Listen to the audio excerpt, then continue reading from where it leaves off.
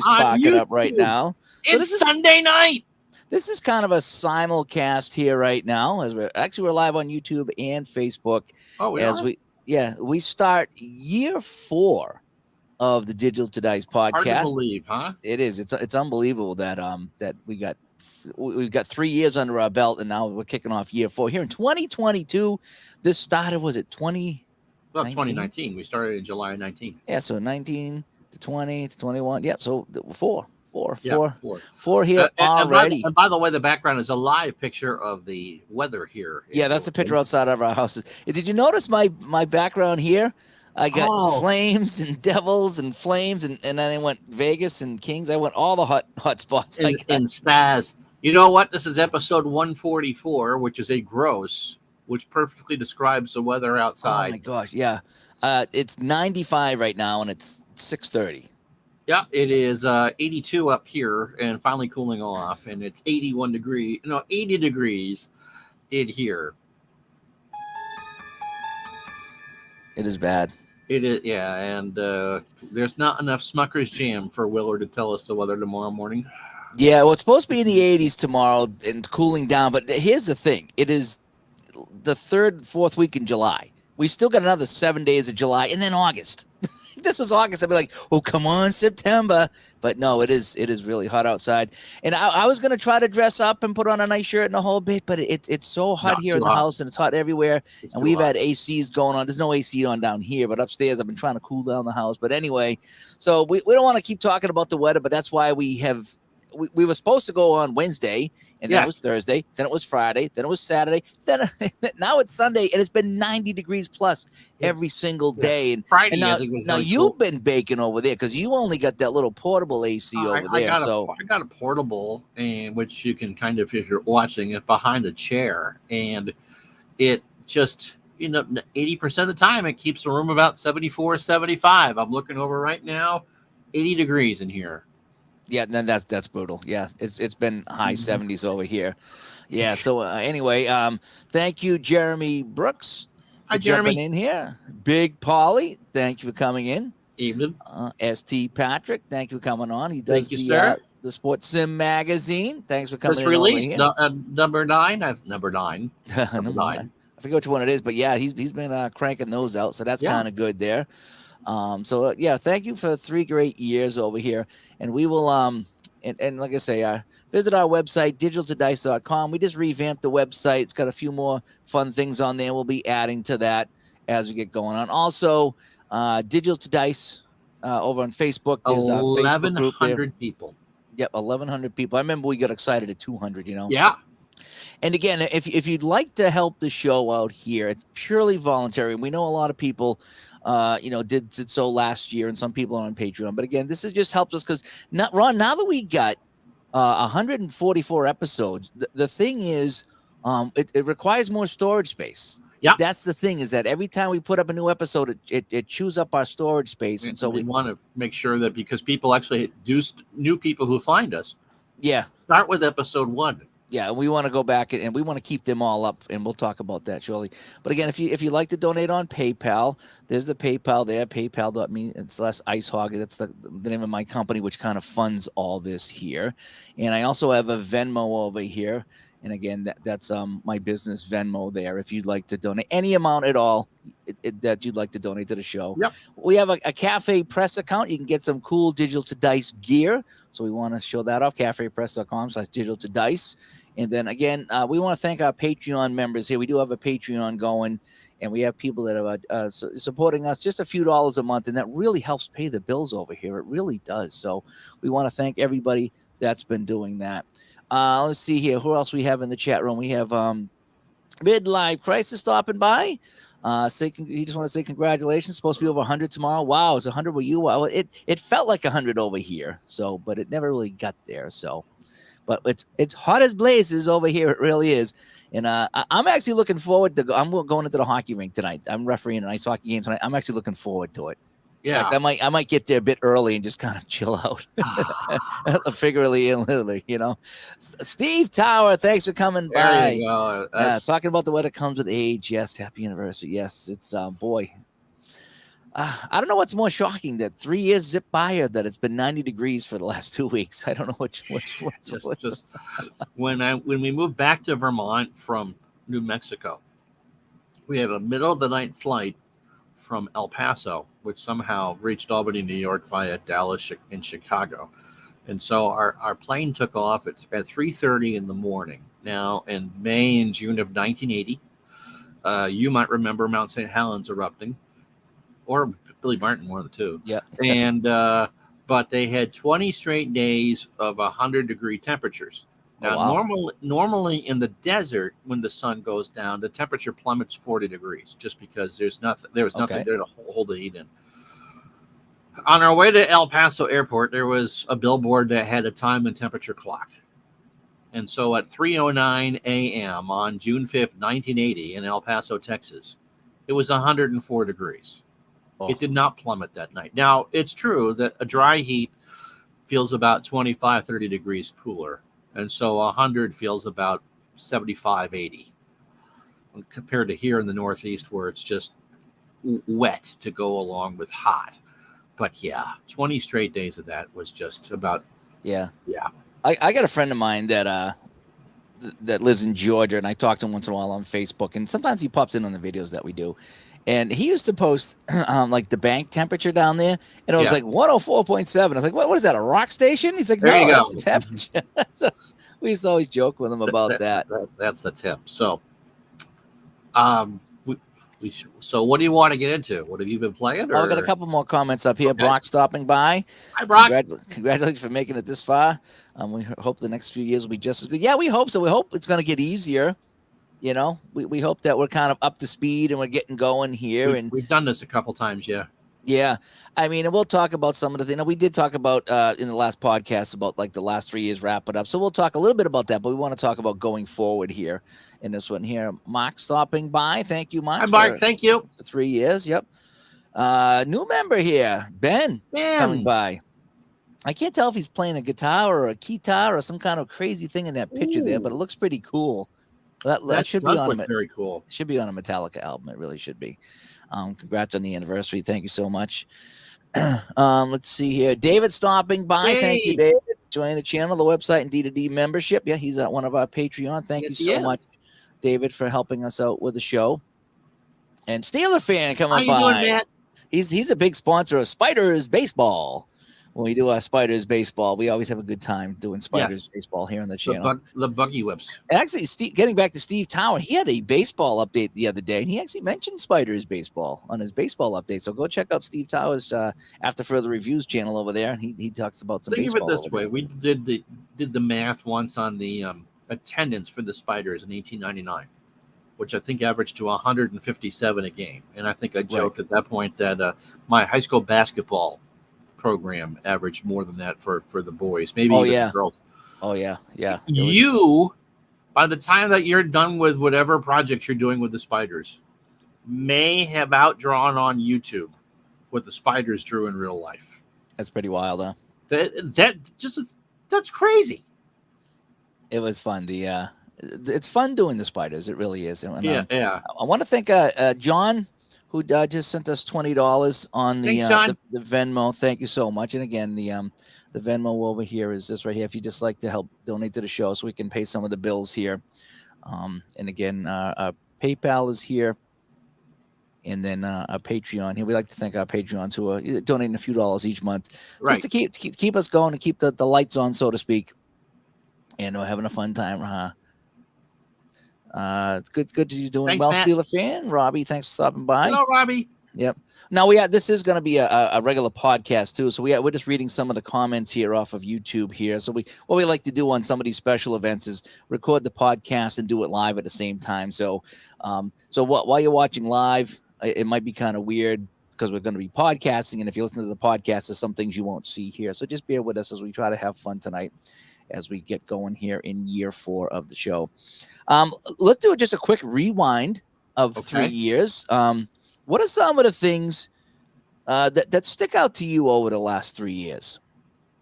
Well, we've had some great interviews. I think for me, we're talking about this. Oh, thank you. Yeah, Uh, cool it down a little bit. Actually, change, you know change. something? I have. How about this? A little bit of snow. How about the snow? Will that cool us down? I feel cooler already. I really do. Oh yeah. So the background for those listening is changed to The Empire Strikes Back, which that was filmed in Finns, Norway, Yeah. Yep. which is the highest point on the major rail line between Bergen on the west coast and Oslo, the capital. Yeah. And so that's just such a cool part. It's like, no, it's the planet Tatooine. No, it's Norway. No, Hoth. Oh, Hoth? Tatooine is the desert one. Okay, Hoth is the cold okay. one. So So 3 years. I think along with you, because when we talked about it a couple of weeks ago, oh wow, that I've kind of gone from playing more digital games to more dice-based games or open engine-based games. really, yeah. Yeah, not that there's anything wrong with a computer-based game, but I think just the kind of the creativity and the immersion that for me that comes with playing an open engine game. I mean, let's face it, for me, it's all about computer-based something or another.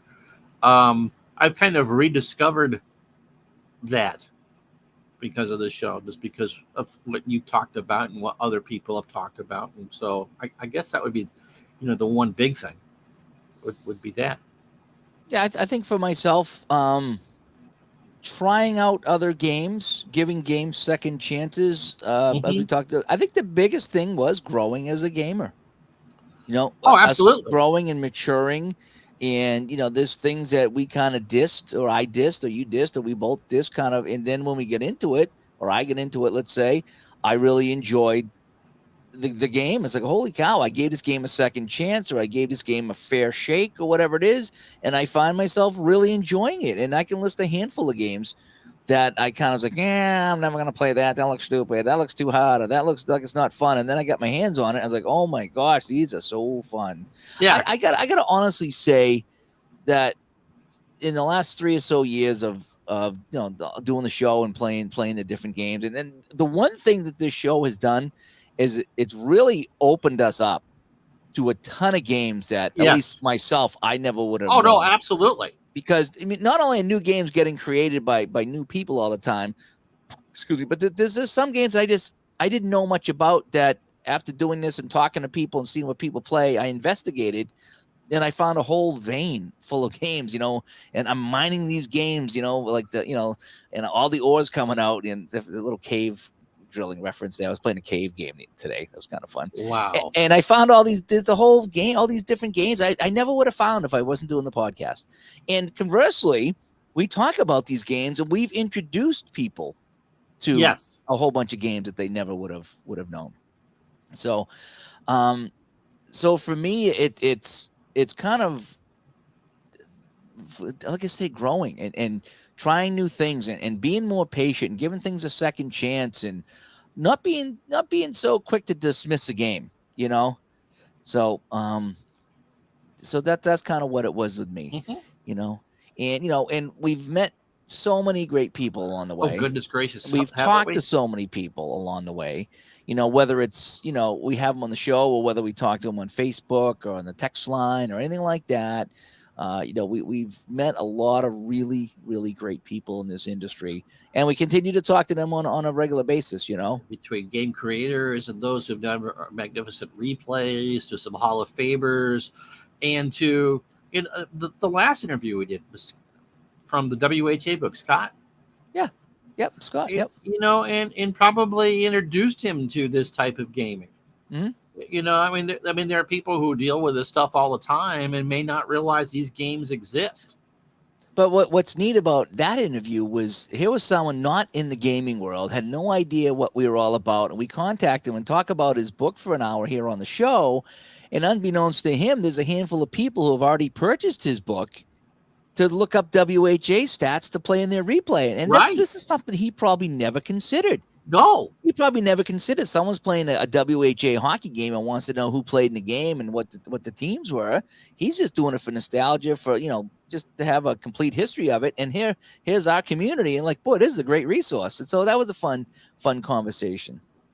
So yeah, absolutely. course, Steeler fans got to bring up the banner attacking Ron, which is going to be your swan song. It just Yeah, is. you know what? It's held up by 5 thumbtacks over here. Yeah, so you got rid of the CBS one though. That was the one that concerned me because that was the bigger one. She didn't. It fell. Was what happened, and you Oh. got to the ABC Sports banner is an indoor banner, and I think the CBS one is an outdoor banner, and so it's big. Yeah, it's big. Replay Gamer stopping by. Good to Hello. see you. Here's another one. Another gamer in person that we met along the way of Digital to Dice. It's got his own channel going, and it's I've had him on a chat here, and it's people like that really make the community here. It really does. It was great, and finally meeting him and talking to him and following along with his stuff. And here's another one, Christopher Slovic. Here's another one. Yep. And he says he can sit back and watch. Now he's thinking of Norway when he sees Hoth. Yes, he does. That's good. Yeah, it's one of those strange things about the internet that you find out. Yeah. Ben brings up this in the chat here. It's not just tabletop games you get us into. You guys open my eyes to the world of hockey, and and for me it was baseball. You guys kind of got me into baseball. There's all kinds of baseball games out there, and for me, it was, I knew once I get into baseball, once I cracked that open, it was going to be a Pandora's box of baseball. And it has been, because I'm the hockey guy and a football guy. And so I'm happy that I've helped people, with Apple hockey or shootout hockey or whatever it is that I play for hockey games, or even Hockey Bones most recently. Yeah, but even basketball for you. You're the one that brought regular season basketball. Yeah, I suppose I kind of did that when I found that game there and reviewed it and did the video and talked about it. So that kind of revived that a little bit for Marco. That's a fun game. That's a great basketball game. And I'm surprised that it wasn't out there when I, I don't want to say I discovered it per se, but, I stumbled on it and played it. And I was like, wow, this needs to be seen. The idea of putting a basketball game together, like putting a jigsaw puzzle together. You get the scores and then you put the stats together. It's a great idea. Yeah. Yep. So I guess, it's been fun meeting a lot of people on the way. Sadly, we have lost some people along the way too, and that's a sad thing that, there's some people we lost touch with, some people who have passed away. And so it's bittersweet, when you start hitting milestones, it's an older community and, but their contributions have not been forgotten. No. So we've had a few of those, unfortunately. Even myself over here, in my house, we lost a dog during the pandemic, and recently we gained a dog, and so it's just been really, it's just been one of those things that it's just, life goes on, so to speak, and you take the good with the bad, and right. And here we are, starting year 4 of the podcast. Yeah. So I mean, 3 years are gone. That's the crazy thing. It's 3 years are in the books. I mean, it doesn't feel like 3 years. It really doesn't. It feels like 1 or 2 tops. It's like, where did the time go? Sometime in February, I hit 1,000 videos on my YouTube channel, and that just blew me away. Now, most of that's games, and most of that is playing baseball games. But just the thought of that, just like, wow. Yeah. And Big Paulie brings up the daily chats during the pandemic, which was, I think, from April to May of 2020. So that was 6 weeks, yeah. Yeah, that was 2.5 years ago. And we did every night for 6 weeks. That was every night for 6 weeks. And that's why I use the StreamYard. That's why I have the paid version here of StreamYard. That I use because we couldn't go live every night unless I bought it, so I had to buy it, and I still pay for it every month so I can do the broadcast. It a lot, though. I use it a lot. I use it for things like this. Sometimes I just do my own chats and whatever. So we do it all there. 35 Productions, Ray over there. Ray, thanks, Ray. Ray's got his new podcast up and running, Around the Layout. If you like train podcasts, you like to talk about model railroading or anything like that, search out Around the Layout.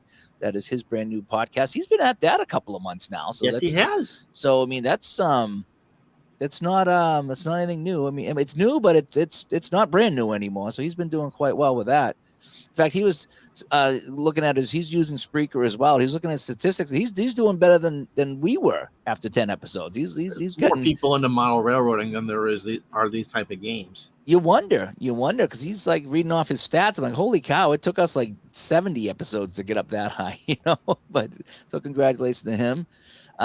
Scoop says he likes our advice before buying a game. Nice. And I mean, we do some reviews from time to times and first looks. I think that's kind of goes with the territory. We don't want to be a game review channel, so to speak, but I think it just kind of goes with the territory of playing these games. So I think that's how that goes. But thanks for coming by, Zalapsky Smurf. Hey, there's someone I haven't seen in a while.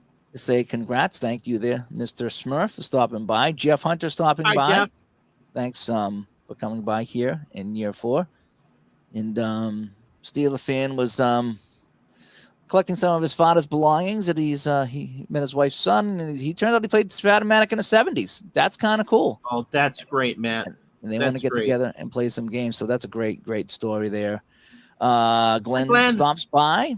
Nice picture of the dog there that he's got right there. I can't tell if the dog's squinting or smiling or something like that. It's kind of funny. But so just kind of wrapping up 3 years. It went by really fast. There was a time that we didn't think we were really going to make it because we started this in 2019 before the craziness. And then the craziness happened. We didn't know what was going to happen. I was unemployed for a long while. It really tested my mental fortitude, if you will, this whole thing here. And even now, it's still not quite back to where it was, but we got through it. We did the show. And it's interesting to hear the people that go back. And that's why we keep the episodes up. All the episodes are still up. And that's why it costs us so much every month to buy the storage to keep the episodes up. Because people go back and listen to them. And every once in a while, someone will send us a message and say, I went back and listened to the stuff that you guys did during the height of the pandemic and the shutdown and stuff. And that's something one day I'd like to go back and listen to too, just to see how we must have been talking really different back then. It was a different time. Yeah, absolutely. I didn't even get a shirt for surviving COVID, by the way. I want my T-shirt, darn it. Yeah, you got one there. You remember when that came out? We were really nervous about it, if what was going to happen if you got COVID. Right. But you got that extra large enema, and that just cleared you out, and the COVID just went right out of you, and you were so much better after that. Yeah, that's it. Exactly.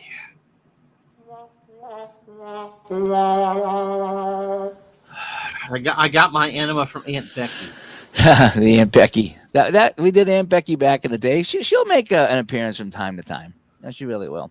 I wonder how much she charges to appear on Cameo. Maybe I don't know. It pays off the library that she bought at USC. This is true. But all right, so let's talk going forward. Okay. All right, so let's talk going forward. So and I'm just going to put up some of the again, to people that are just joining us here. Again, we feel free. This is completely voluntary. If you'd like to donate to the channel and to the show to help us continue going, we do have the monthly fees with StreamYard and Spreaker and a few other things that we got to do. So it would just help us pay those things instead of paying out of pocket. That's all. So this is a couple ways to do it. If you like some Digital to Dice gear, again, Cafe Press, you can pick up a shirt, a hat, a coffee mug, or a few things like that. Yeah, and that just helps support the show as well. And then again, we have our Patreon. And if you join the Patreon, we have I think it's a $3 and a $5 tier. And the $5 tier, you can come into the Discord and chat with us in Discord. And we do some special monthly Patreon events. We're behind because of the heat and COVID. So sorry, we still owe you for June, even though we're at the end of July. But we haven't recorded. It's just been so hot. It's just been miserable. We want to do good shows for this stuff here. We really do. So anyway, there. Glenn says he misses the Aunt Becky jokes. They'll make a comeback. I know they will. They'll make a comeback at some point there. And you know what I miss before we get on to year 4? What I miss is when we did the first 99 episodes. It was the You know, we had a name for every number. every number we had a show. I forget when we started that, but it was like, here's the Larry Bird show, and here's the Wayne Gretzky show, and here's this show, and you know, every time we would have to look up the numbers before the game. Okay, who's a number 72 that we could Yeah. use? You know what I mean? And so we tried to roll the numbers of the show into a famous or at least one or two well-known athletes that we would all know. And then we get to 100. It's like, what do we do now? Out of numbers, yeah. It's like we didn't see. You didn't think that far. That's the thing. You know, apparently now at 144, we've reached Red Sox pitchers at ERAs. Yeah. Well, it's like, you know, with my hockey league now, we're going into year 23. Why did I think that when I started this in 1999, I'd be doing this 23 years later? I didn't think like that. You know, you don't think not that, but you don't. That's not, you know. You wanted to go for a while, but yeah. It was about 6 or 7 years ago. I got a big cup type thing at Home Depot, and I painted it silver, and I printed out little things and stuck them onto the cup. So I have all the names of everybody that won it going back to 1999, right? On this huge cup that we have when we had the championship. And I haven't updated it since before the COVID. So I'm 3 years behind. And so I started to look at like what space was left in the cup, and I got space for about 10 more teams, and I think I have 20 championship teams. So I get no more room in the cup. Have you seen what do I do? I mean, seriously, I didn't think that far. I bought this thing thinking I could put everybody's name on it, and this would get me through whatever, and it's full. Have you seen it's an illustration because they can't do it for real. It would be too big because they had to take off parts of the Stanley Cup every 2 years just because of won. But there's one picture I've seen of what the Stanley Cup would look like if every and it's like 3 times the size just because of that, because it goes back to what, 1894. It would be it'd be huge, probably be taller than my house, you know what I mean? I think it would be 10 feet or something like that. Would it be? You got to add something to the bottom of yours to get all 20 teams on there. I thought about doing a wooden base or something like that where we could mount it to the wooden base, and that would give me more room down there. But that thing's kind of heavy. To add a wooden base, it's like, I don't know. So I might have to do a second one of those. But I like bringing it to the rink and having every name on there because people will look and find their name from 10 years ago or something cool. like that. It's very cool. So it's just, but what do you do when you're out of space? You know, so my high school, if you won the state championship in a given sport, everyone that was on the team got their name sewn on the pennant or the banner, and it was hung in the gym. Oh, nice. Now, it was a relatively new school when I was there. It had only been around 20 years. I'm not sure what they've done in the last 20 years. But yeah, it was quite cool because when I was there, my junior year, the boys basketball team won. So it was all kids that you knew, friends that you had. And so, yeah. Again, like I said, it's our new website, digitaltodice.com. We redid that so you could go and find some things a little bit quicker. And so we used to just point it to the Spreaker and all the shows. Now we have a central hub. Actually, that was Ray's idea, actually, from around the layout. He did that with his. And boy, I said, I kind of like that. Yeah. I said, Ray, I kind of like that, what you're doing here. You have a central hub. So that way you can put notices up, too, on the website and the whole bit and, pictures of things and, so I imagine, we'll be doing more of that there on the website as well. So I kind of like the idea of doing a central hub and then linking to the shows and the whole bit. So that's what you can find on the website over there. All right. So again, looking ahead to year 4. So we want to ask you guys here, live in the chat room, maybe watching on YouTube later or listen to the podcast. What would you like in year 4 of Digital to Dice going forward? What are some of the things that you like and you like us to continue, or maybe something we should do more of, or some things we maybe never thought of? What are your thoughts on that? Because a lot of what we do is driven by the community. Exactly. Let's just get that out there, okay? That there's a lot of things that we do that we start thinking about topics, and all of a sudden it's like, hey, so-and-so, blah, blah, blah, blah, blah, so-and-so, and they had this, and I'm like, yeah, I like that. Someone ran it, maybe I had something that I posted and someone commented, and it's like, boy, that would be a neat discussion to have, is that right there. We've talked to gamers, we've talked to game designers, we've talked to Dave Cook. We've talked to OOTP a couple times. Yep.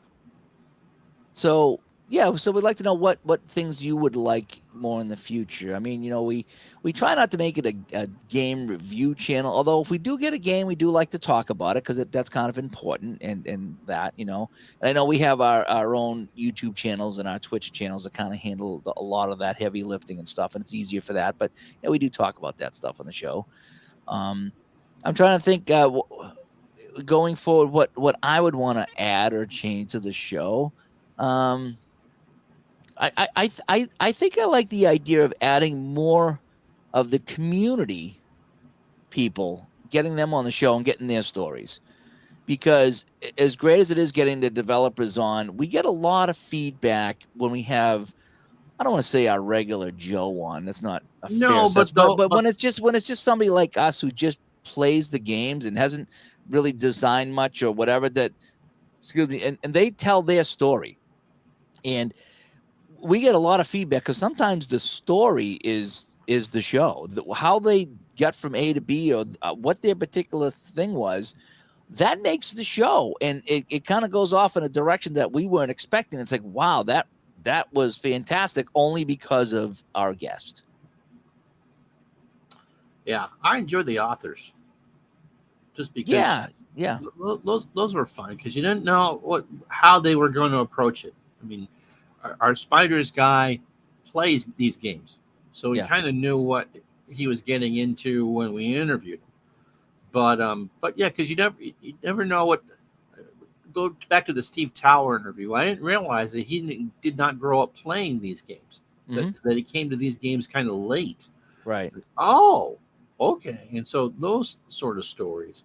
And there are legends over on the Delphi forums who post all these great replays and ideas. The ideas that stem for you guys out there, but for us on what we want to play too. Like, oh yeah, well I did A, B, and C, and this is that. Right. Jeremy says here in the chat his favorite segment each week is what we played the last week. And I got to say, Jeremy, that was the one thing that I kind of insisted on when we did the show, because we when I did the Game Hounds for 10 years or whatever it was, that's one thing we did. And I think it's important to talk to the audience about what you played and the experiences you had. Not that the show's about us per se, but when I used to listen to a lot of video game podcasts, and my favorite part of the show was what they played and what happened when they played it. So if someone says, hey, I just played the new NHL game, and boy, I found it really fun that you can do this. And I'm like, ooh, maybe I need to check this out, Or someone says, hey, I'm playing Skyrim, let's say. Now, Skyrim is my favorite game. And someone says, I'm playing Skyrim again, and I'm starting as a whatever kind of character here. And I find that you can do all this fun stuff. And I'm like, wow, okay, I play Skyrim and I never did that character. So maybe that's something I need to check out. So when we talk about what we're playing, it's a very relatable segment of the show. And that was one thing I kind of insisted on when we did this, because that's what I want to hear. When I listen to other podcasts, and I listen to a lot of podcasts, I want to know what somebody's playing. And because I can relate to that. And maybe they found a new game, or maybe they found a new way to play a game, or maybe there's something else going on that that I don't know how else to say it, but it's just I find it very interesting, and that's what I want to hear. Because there's been some shows where people just talk about, let's just talk about the news, or let's just talk about something else. I'm like, I'd rather hear what you're playing and what happened in your game. And, did you go into a cave and find a sword? You know what I mean? Or did your game have a problem and how did you fix it? And these are things I can relate to. And so that segment there, Jeremy, I think we're always going to keep that. And sometimes sometimes we go a little bit longer, sometimes we go a little bit shorter, depending on the week. But I think it's important to let people know what we're playing and our experiences with the game. Have we played anything new, or are we just so stuck on a certain game that we just love this game here and it's growing on us? And I think that's a big part of the show that will stay. I don't want to watch a cooking show where the cook doesn't eat what he's made.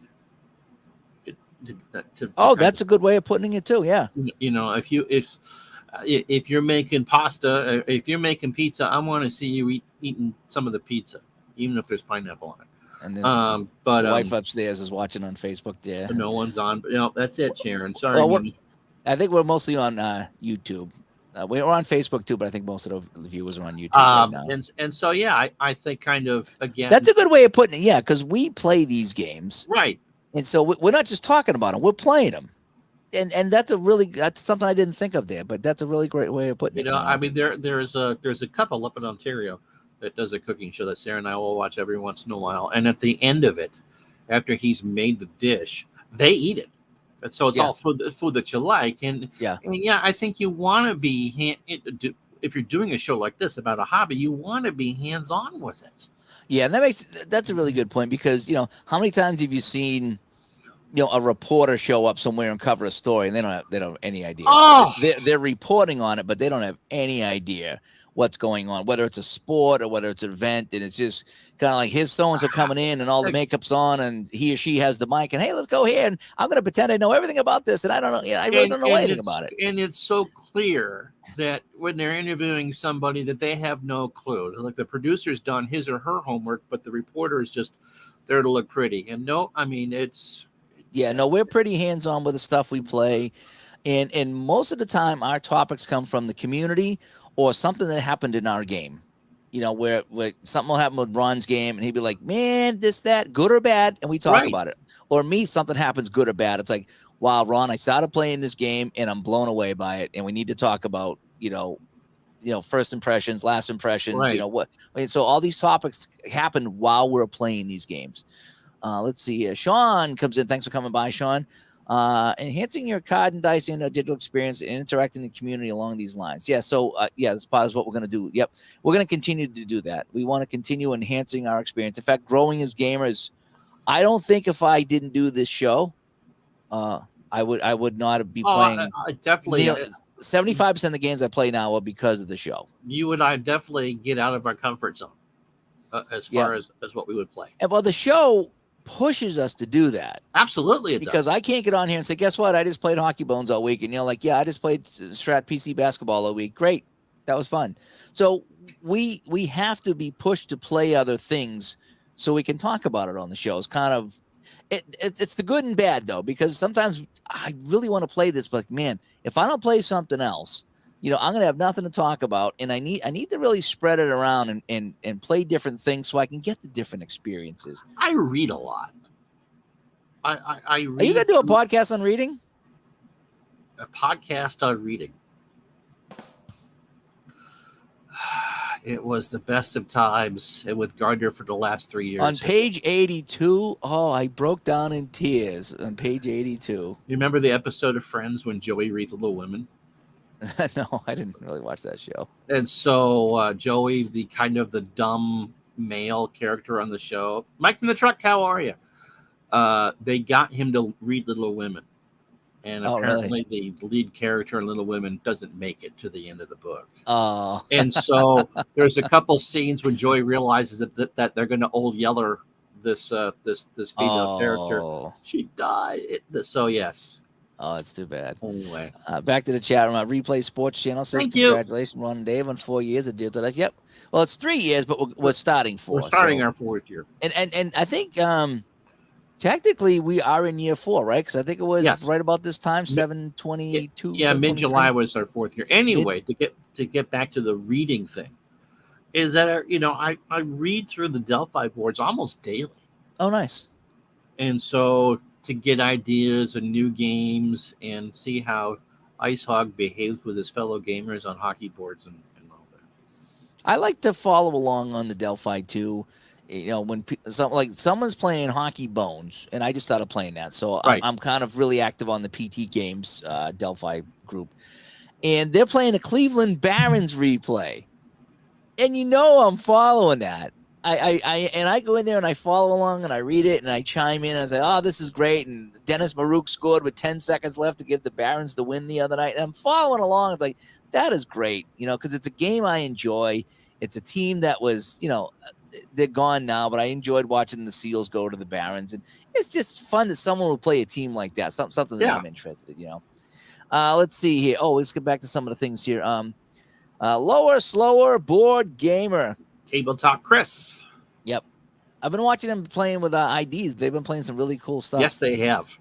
Stuff that I wish somebody local would play with me. I love playing those big board games where they're spread out You do everywhere. not have any game stores in your area? We do, and there's one in here, and well, there's not one in town, but there's a place you can go and play games in town. I should Right. say that it's more of a bar with a little room you can play games.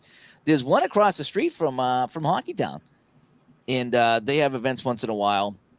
I went to one that was about a half hour away. Me and the wife took a ride one day. I think it was actually during the COVID thing. They opened up, and they were doing most of these places they have a little storefront, and then it's divided in the back. It's all these tables. That's okay? how we used to do it when I worked at the store. And so we walked in, and they were all going to the back, and like you guys can stay and look around. If you need anything, let me know. But we're having a gaming event here. You think they might have said, "You guys interested in joining us? You guys want to see what it is we do? You guys interested in being gamers?" No, they're not interested in new people at all. I was taken back by that. Really? Because I was shocked. I was completely shocked. I'm like, I would like to stay and see what they're playing. This could be fun to sit in and watch them play. Something new that we can do once a month. Come up here and hang out, and it's like, I can't believe that. And every time we looked in the room, no one even looked at us. It was really? like we weren't even there. They weren't rude, and No. they didn't kick us out. But it was like, yeah, we're having a little club meeting over here. So if you need anything, let me know. But you stay there, we'll stay here. And it's just like, wow, just a little like, want to see what we're playing, or hey, come on in, you guys. Sometimes you go in and people are like, hey, Wow. good to see you.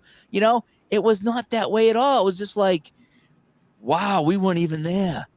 So Now, so I was pretty bummed out. Where I used to work, sports store, we did Yu-Gi-Oh tournaments, card deck tournaments, and it was kids, teenagers, awkward teenagers, and that would spend a boatload of money at our store. So we gladly took them in. But no, I mean, the whole point was to try to get attention to our store, that it wasn't just Dallas Cowboy stuff or Boston Red Sox or Oreo stuff that we have. As Dave changed the picture in the background.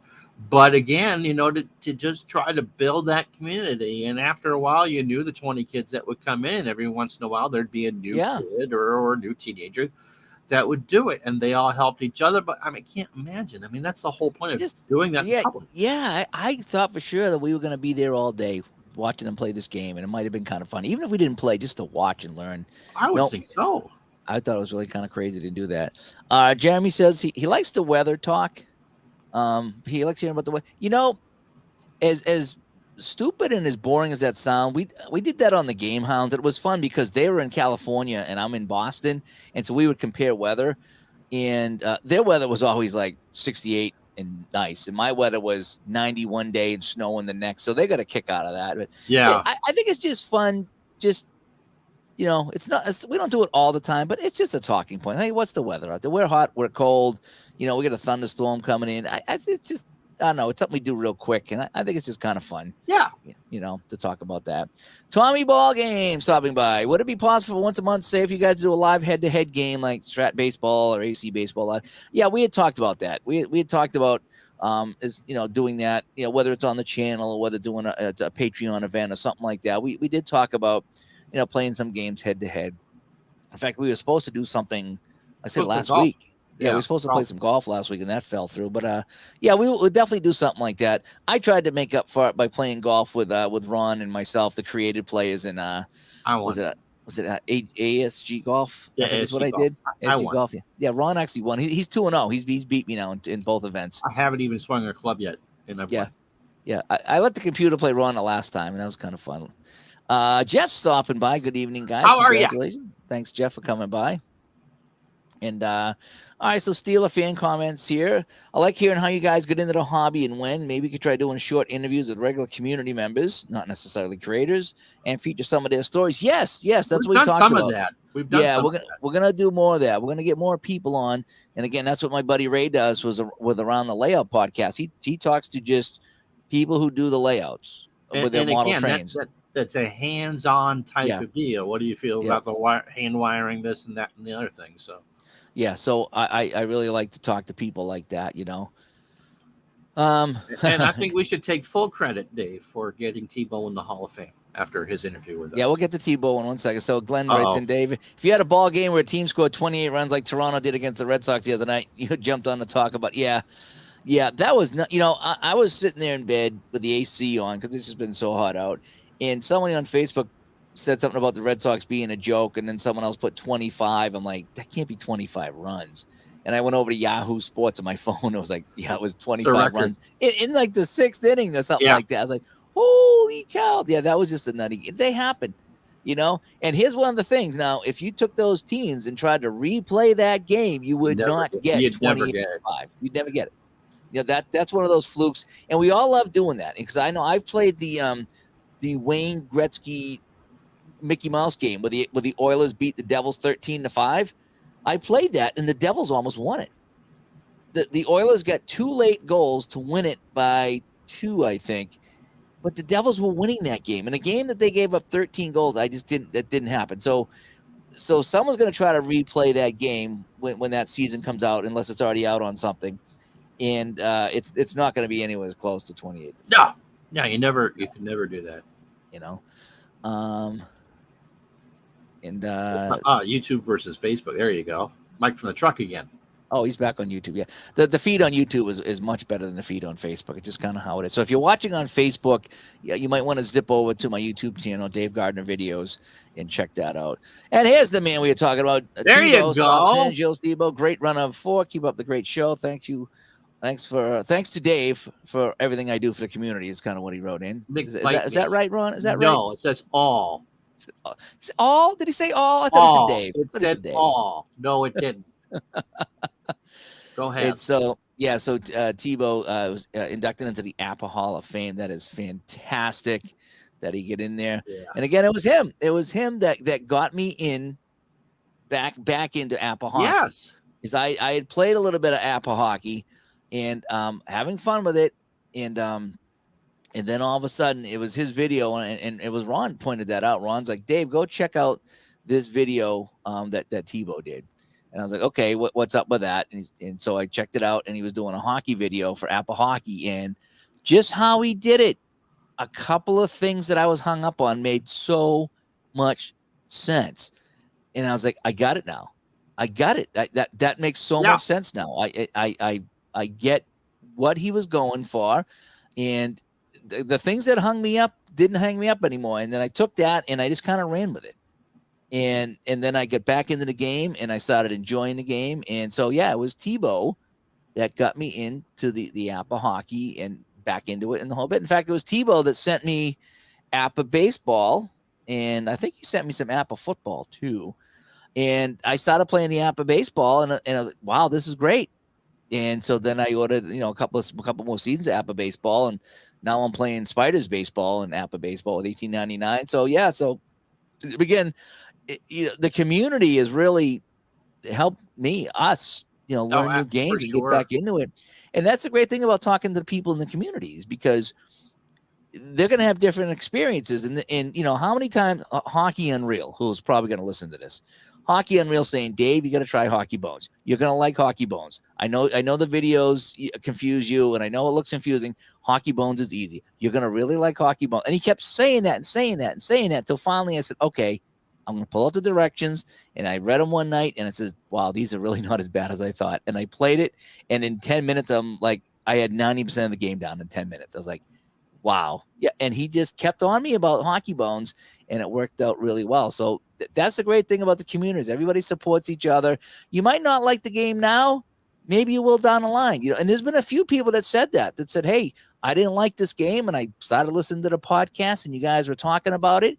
And next thing you know, I gave it a try, and it just kind of, for whatever reason, after listening to you talk about it or watching you play it, it kicked in and it made a lot more sense. And so, but it goes both ways, people. Yeah. We might help you out, but you help us out too. Oh, for sure. And so that's what I really like about that. For sure. Let me see. And engaging strangers can make a huge difference. And that's from Lower Slower bank accounts, yes. No. Jeremy says he's Canadian, so talking about weather is a hobby for you guys. Yeah. Yeah. Thanks for poutine, by the way. Yeah. Bernard stopping by. Hey, how you doing? Good to see Bernard coming in here. And this Red morning he Sox played replay. Action PC Protection 2022 game for today. Toronto 18, Red Sox 1. Oh, okay. Wow. So that was pretty close, Bernard. That's Wow. pretty close. Yep. Yeah. That's not bad. Wow. Jeff, what do you got to say? That video of you, Tebow, and ID did on Apple Hockey, followed by you, got you hooked on Apple Hockey. Oh, good. Yeah. Well, that was a great conversation because it started off me and ID and myself, and then we invited Tebow, and Tebow came in, and the three of us had a really, really good Apple Hockey discussion, and it really clarified a lot of things for me and even for ID, and it just turned out, I just kind of ran with it because it's hockey, and it's like, boy, I just saw the potential in this game, so I had a really, really fun time with that. And then Tebow tried to show ID Apple football, and to this day, one of my favorite ID videos is he never played it down on that game, did he? It's the Super Bowl, the Apple Football Super Bowl on the ID's channel, where he said, "He goes, all right, I'm gonna play some football here. I got Tampa Bay and Kansas City. Why do I have all these cards? I'm not gonna use all these cards. I only need the quarterback and the running back and the receiver and the kicker. I'll sell you all these cards for $10. You can take all these cards. I don't need them." And he went off, and he never kicked off. He never even kicked off the Super Bowl. Oh, that was great. That was great. It was all in good fun. You know what I mean? But I could see the frustration because I've done that myself in games. I've had my frustrations, especially with golf games, and people try to talk me off the ledge. People try to say, "Hey, Dave, you got to think this way and think that way." And it's like, look, it's just sometimes a game it gives me fits. There's 3 or 4 games in my arsenal that give me fits, and I still play them from time to time, and I still have fun with them. But then Action PC Golf is number 1. I get to a point where it just gives me fits.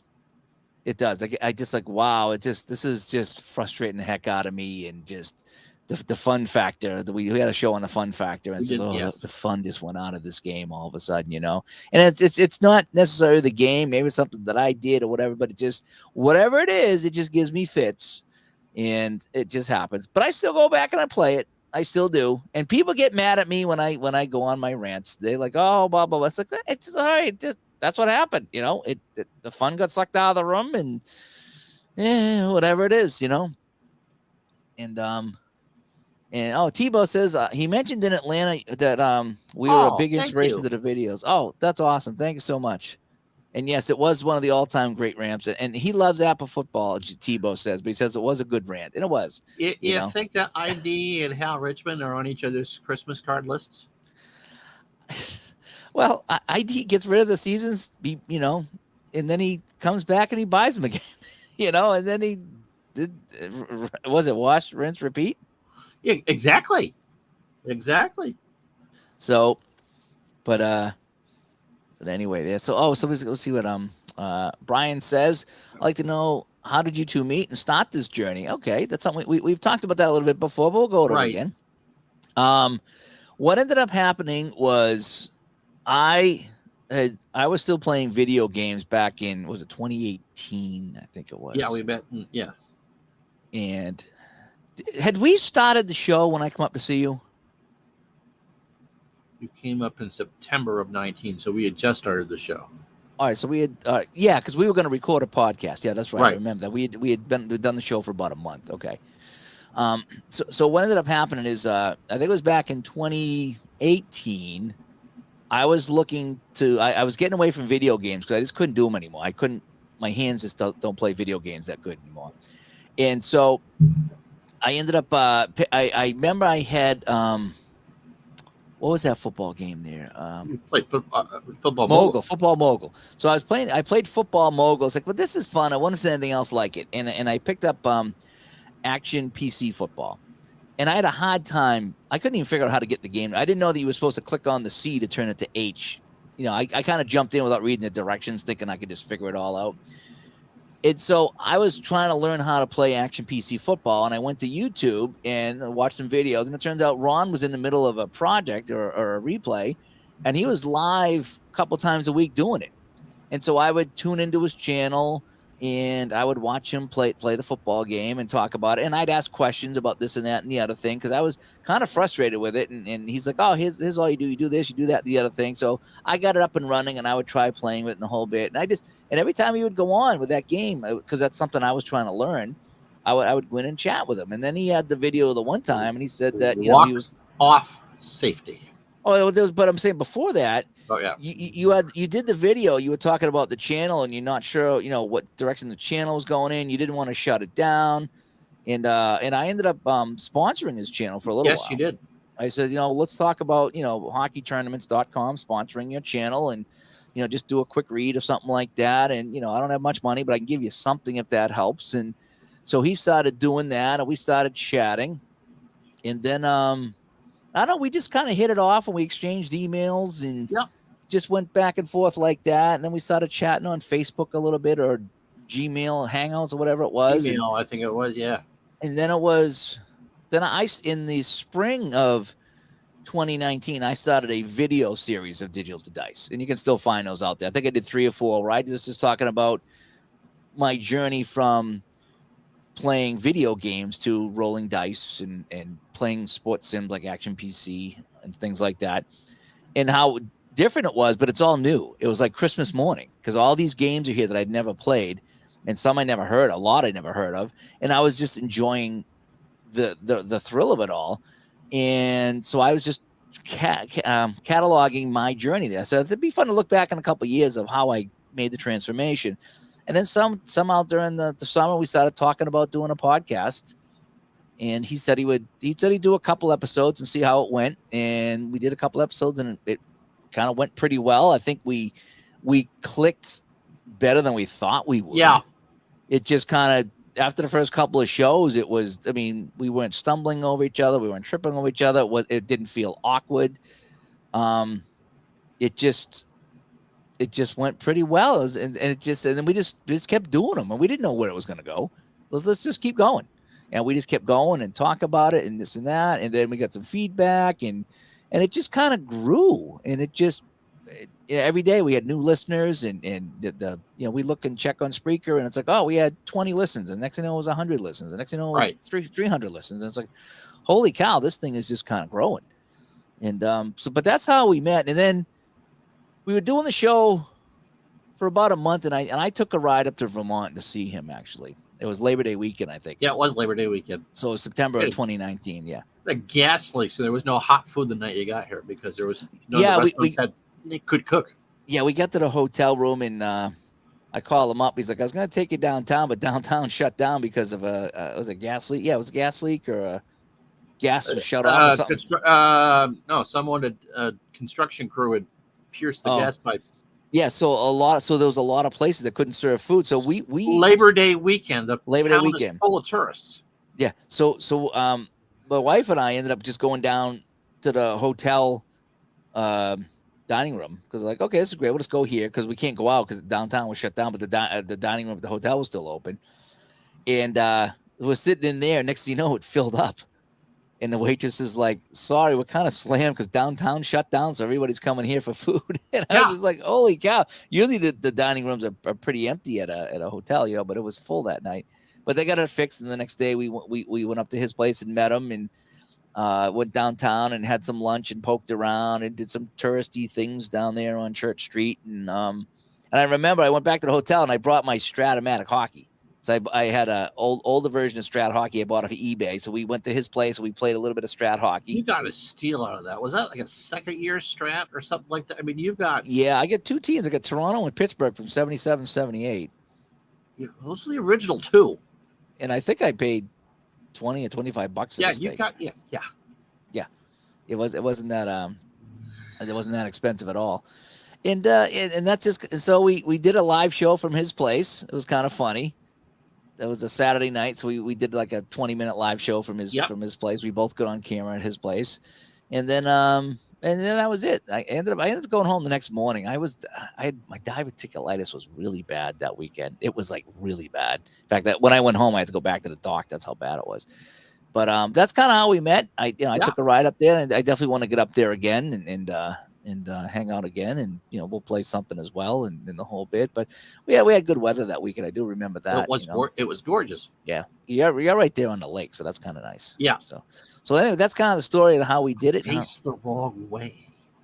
You faced the wrong way? Yeah, don't see the lake here. Oh, you can't really see. I face the post office. Oh, you go the other way, yeah. Yeah. So you're facing the way you're facing now. That's the lake is where you're facing. The way, yeah. Look, the camera. If I'm looking at the camera, I'd be looking at the lake. Oh, I see. Okay. If there wasn't several thousand walls between me and the windows for the lake. So you'd have to start drilling some holes in the walls. I would need to go. It's the other side of our apartment building. Oh yeah. So, but all right. So Brian, what else you get to say here, Brian? I think your knowledge of sports and stats and understanding of how teams win would make great commentators.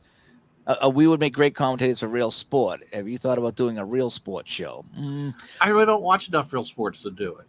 There's just things that follow because of friends of mine and things that I read. But as far as prepping to do what I think would be a decent job, I really don't care.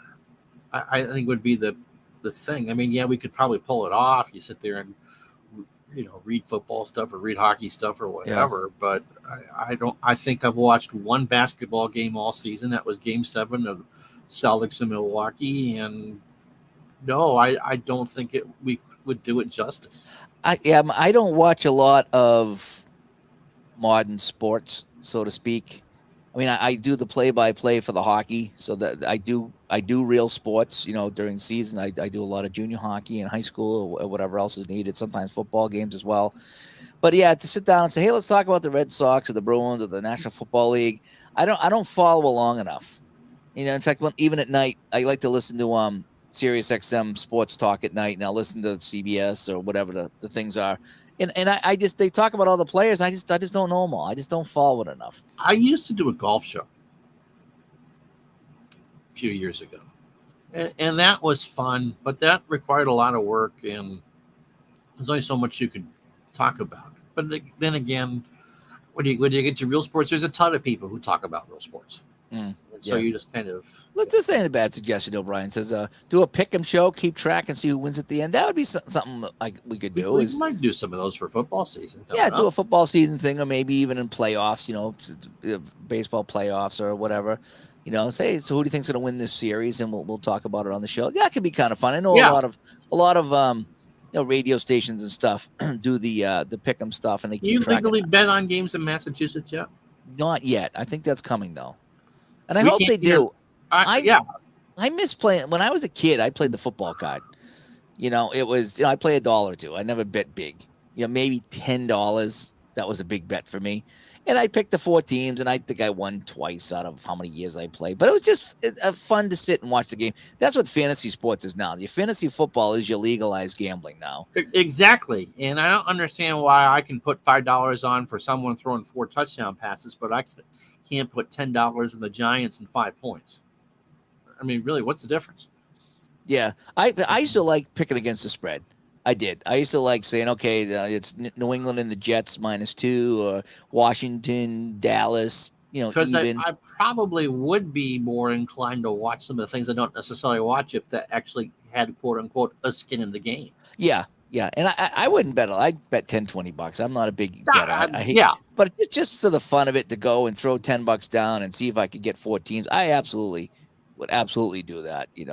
So yeah, and that would be a great way to start year 4, as Ray says. To pick up. If he's talking about the pick 'em, that would be kind of fun. And Glenn says he played those cards too. He was gambling at 5. Oh yeah. Yeah. My dad, my uncle would bring them home and let me play one. And I'd throw $1 down, and you win $10 if you got all 4 right. I never got them right. I just one of the most bet on sports in the world. Highlight? Is it highlight? Tennis. Tennis, really? In Europe, they bet it's one of the biggest money makers is people betting on tennis matches. I didn't know that. Yeah. Wow. Glenn says, set up a Digital to Dice NFL Pick'em group. That might be an idea. That might be an idea.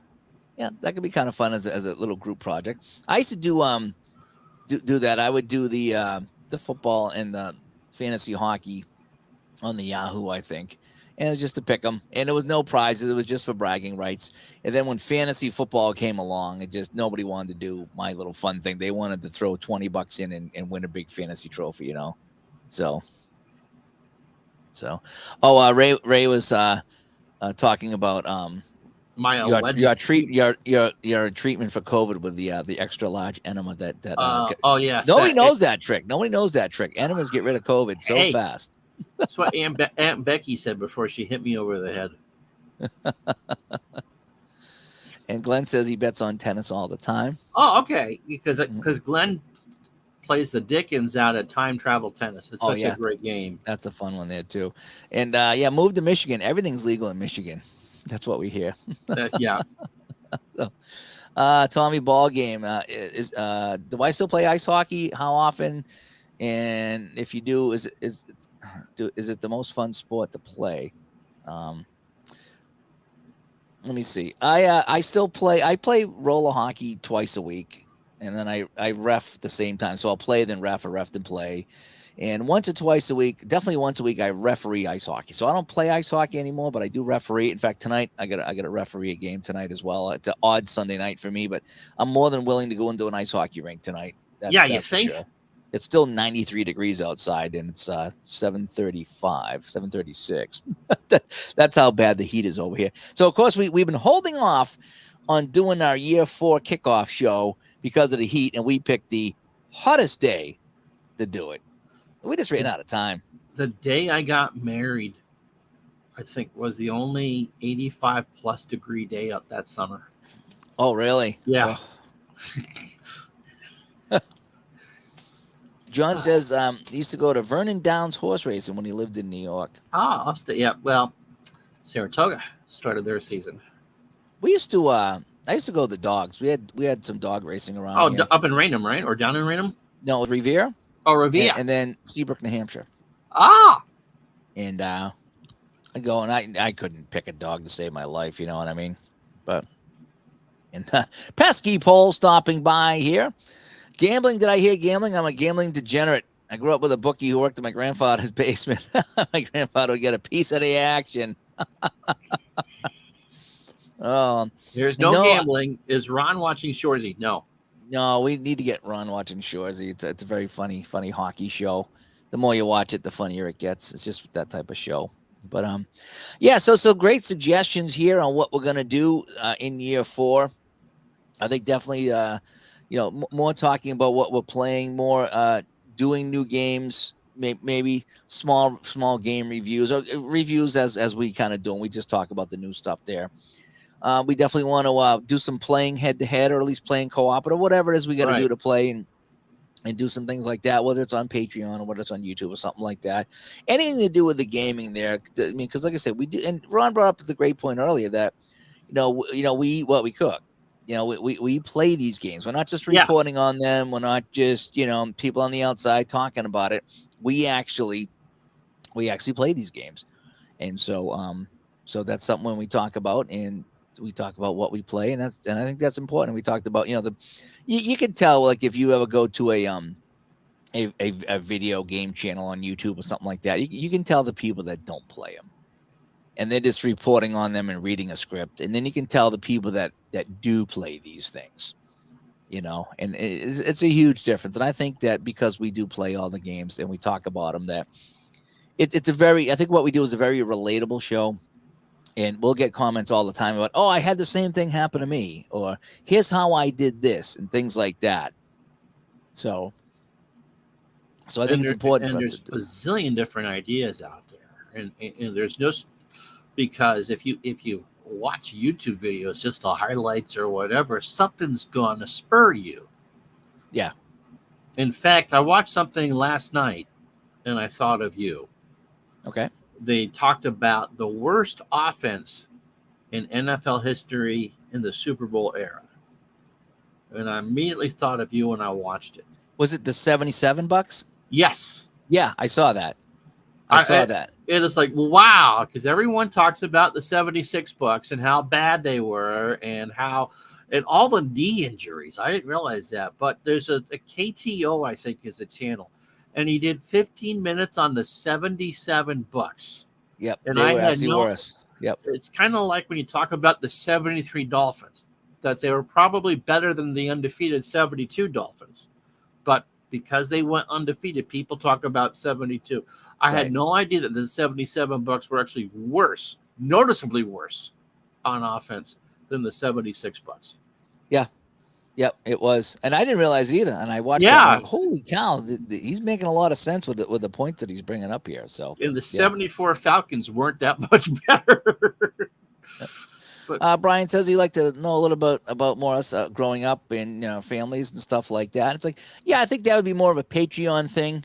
yep, When we're gonna go and we'll talk about some of the more personal things in our life. It's probably not for I can't everyone per imagine se, that people really care that much. But yeah, but there's a few things that when I look back on that I did as a kid, it's funny how they relate to what I'm doing today.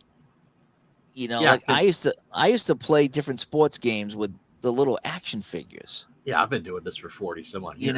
And there's I Wow. used to do drawings of hockey and now it kind of ties into what I'm doing now, just on a grander scale. But I remember doing that stuff as a kid. And that's stuff that we could definitely talk about. And Brian says we know we built a connection with Oh, us I definitely guys. think We so. never met, and I look forward to your shows. Yeah, thank you, Brian. Yeah, and we hear that a lot, but the connection goes both ways here.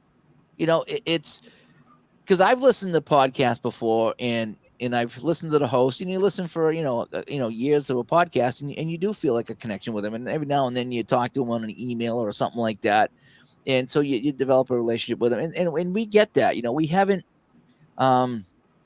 we haven't met a lot of you guys. It's been through chats like this and Facebook posts and Delphi posts that we converse with you guys, and we don't meet hardly anybody face to face. But yeah, I mean, we get emails and comments all the time about the connection that we have as a family. Whatever you want to call it. And it goes both ways, because we get that same feeling from the community. It's like we don't feel like we're doing this show and then we like in a vacuum, as they say. We get a lot of feedback on the show. Most of it is positive. Okay, well, occasionally we get the curmudgeons. It happens. It's the internet. We get it. Hello, Skip. But for the most part, it's pretty positive because we try to keep a positive show. Now, we don't like every game we play. So, I mean, most of the curmudgeons is, oh, you don't like this game, you're a bad person, and you're blah, blah, blah, blah, blah. It's like, okay, well, whatever. But yeah, the connection that we've made with a lot of people, and even here tonight in the chat room, Yeah. that's what keeps us going, because we do these shows and we get the feedback. If we got no feedback and no emails and no comments, and then we'd feel like, well, why are we doing this? No one's listening. Nobody cares. But we can do this show. We get the comments. That generates ideas for more shows. And it's all about a discussion. That's what this whole Oh, thing's been sure. about. It's been about a discussion. We want to talk to you. We want you to talk to us. We want to learn from you, and you can learn from us, and just whatever we can do to make our gaming experience better is kind of what this whole podcast was about. Let's talk about something that we really like. See, I don't get the sense that this hobby is dying. It may be changing, but I don't get the Right. sense that the hobby is dying. I think one of the things that we both feel very strongly about is trying to encourage the community to grow. I just other hobbies that I do, and ham radio. And if you ever go onto a ham radio message board, anytime between now and 1965, it's all about you whippersnappers don't do it the way that I do it. The hobby's going to be dead in 6 weeks. Well, here we go. 50 years later, and it's the same stuff over and over again. No, I think that it may be changing, but I definitely don't think it's dying. And as people get older, they're going to become more nostalgic, just like Dave did. They're like, really? I can play Tom Brady seasons? I don't Right. need to play Mac Jones on Madden? No, you can play all the Tom Brady stuff. You can be Steph Curry. You can be Tiger Woods. Yeah. So Yeah. it's all there for you. Tebow says we should bring the wives on. No, that's not going to happen. I think Sarah would not want to be on camera.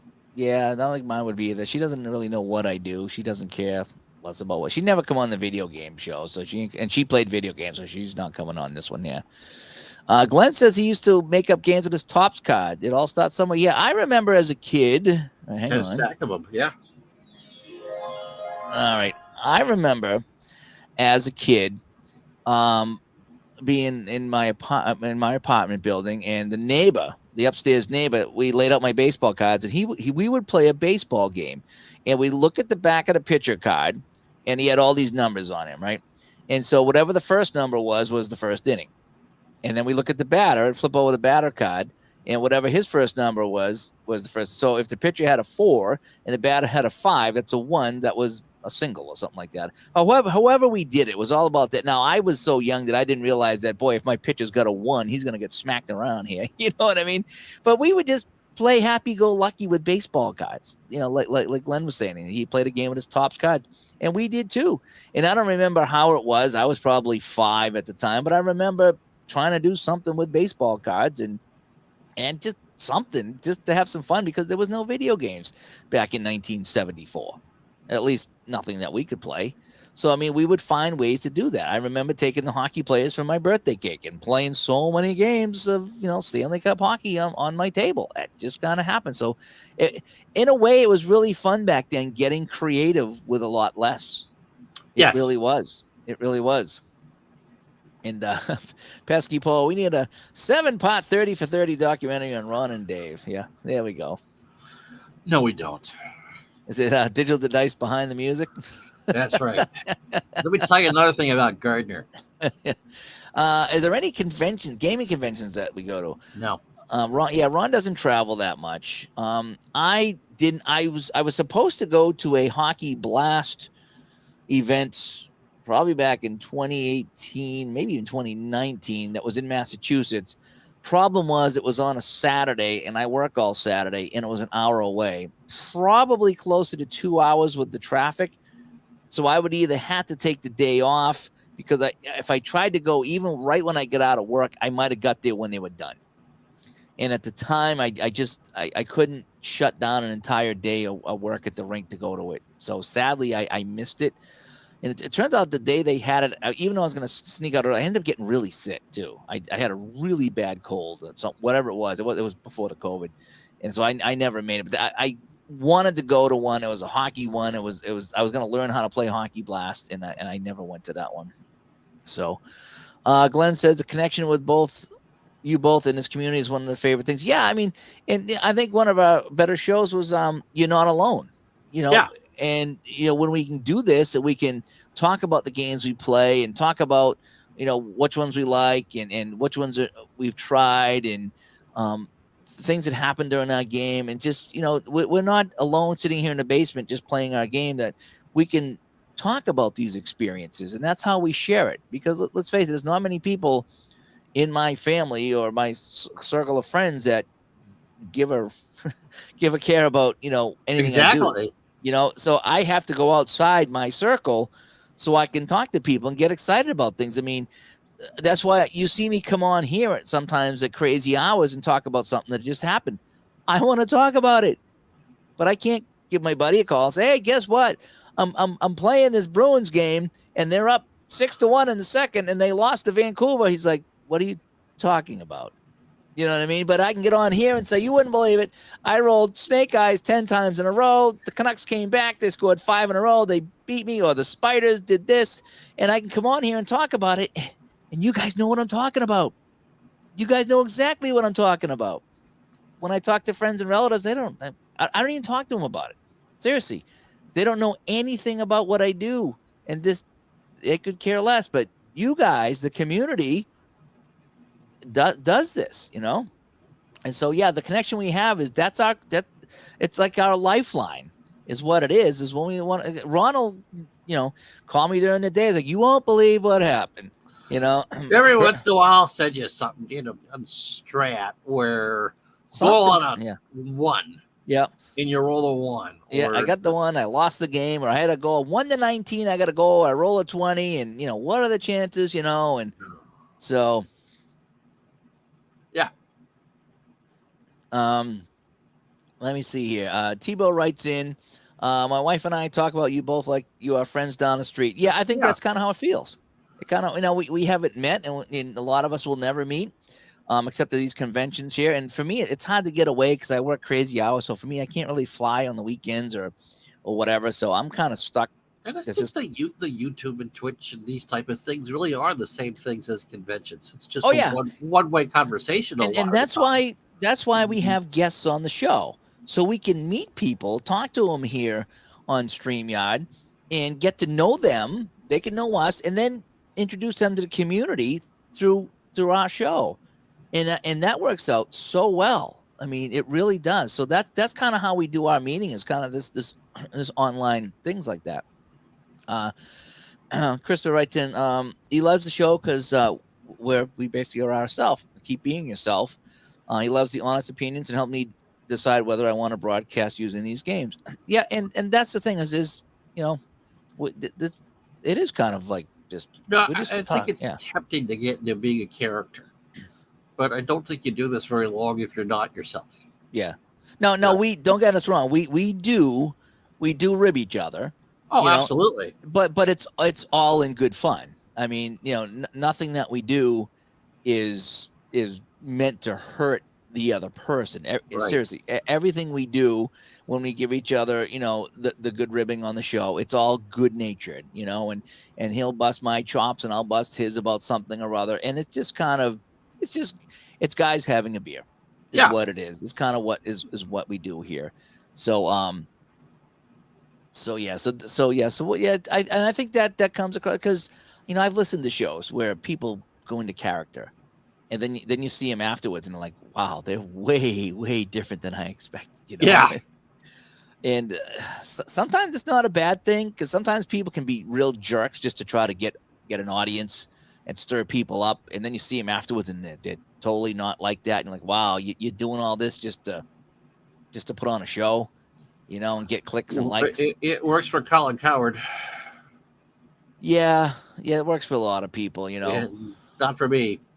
So I prefer just to be myself, because that way you can never get caught off guard. You, Exactly. you can never get caught off guard. If you're just yourself, then you're yourself in the whole bit. Um, Let me see. And VL123 says, I first got Stratomac in 88, 89 when he was 14. I wish I did.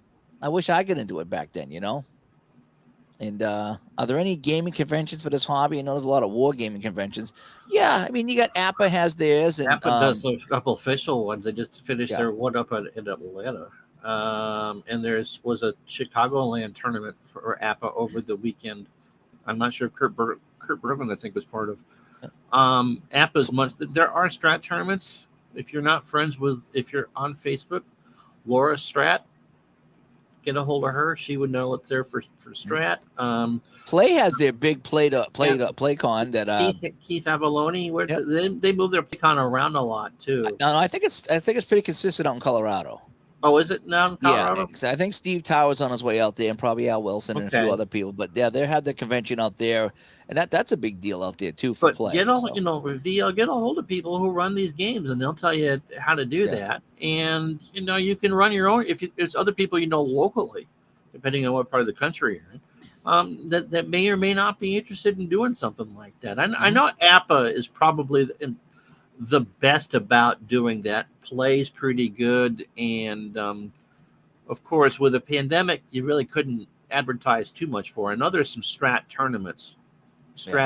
Adam is running the show now, and I think they're being a lot more proactive for that sort of thing. I think Delphi, there's a lot advertised on Delphi too. So if you go there, those are the hardcore people there. So John says he was introduced to Strat baseball and football in 1978. That's one of my favorites. 78, 79, 80 were my big years. Mark says, I remember getting games in boxes of Pop-Tarts that you would play using a deck of cards. Started a lifetime of playing sports games. There you go. That's pretty cool. P-Jet stopping by. How you doing? The second biggest Seals fan on the East Coast. Good to see you, P-Jet. Thanks for coming by. Pesky Paul stopping by. He says, exactly. I was the only one who played these games that would do my own commentary in my head or out loud. I feel more normal now. Oh, Pesky, you have no idea I what think a goes. lot of us felt that way. I especially not so much computer, but when I do the cards and dice, I am always doing the play by play, either out loud or in my head. It's like, okay, roll the dice. All right, so it's all right. Bobby he's gonna get a shot on net. His shot, oh, it's in range. Can Esposito make the save? Esposito makes the save.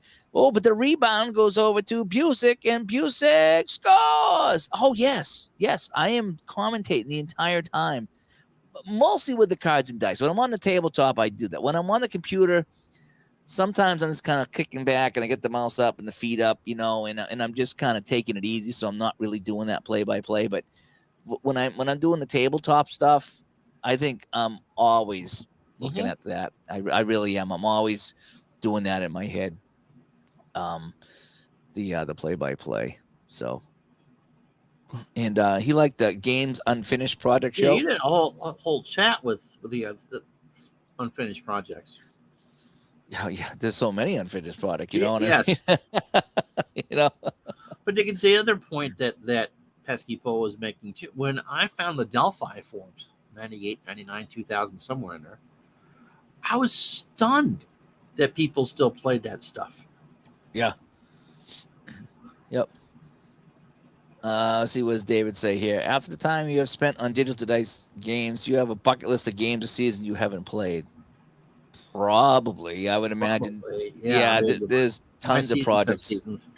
Yeah, there's tons of projects that I want to do, and every day, I see more that I want to do. I mean, again, you turn on the TV or you get on YouTube and you see a clip of something. And I'm in a lot of Facebook groups, and somebody will post a picture of a goalie. I'm like, okay, now I have to play that game. I don't know what. I'm still waiting for you to do the Dave Gardner replay, since you're the one that actually had an NHL player that shares the same name as you. Yeah, but he was such an average player on such bad teams. It would be a very disappointing. There has never been a Jucket that played professional sports. I've no professional sports role models when it comes to my name. Tebow says that's what makes the APR 4-day convention so awesome. You eat, drink, spend time with 75 guys who know the hobby, and these chats are really like the conventions. Yeah, I mean, it's nothing like face-to-face, but this is the best we can do here. So yeah. PJet says Keith from Play used to do periodic meetups in different parts of the country besides Colorado. It's the one that was in Boston that you were talking about too, right? Yeah, I don't think Keith was at that one though. I think that was just kind of a. Was Sam there? His son? I don't remember. I know Steve Tower was there, I think. But again, that was going back probably 3 years ago. Because I was just getting into it. I think we just started. It really was. You were going to try to get there, but it was late. It just didn't. So I couldn't get there and do that. Scoop says he started with Status Pro Baseball in 1980. That's a great year. And PJet said a friend introduced him to Strat Baseball in 1929, PJet? It was before I was born, regardless. 1969. Bernard said he first played APA Baseball in 1962. First computer baseball games in 1980 on the Apple II. Yeah.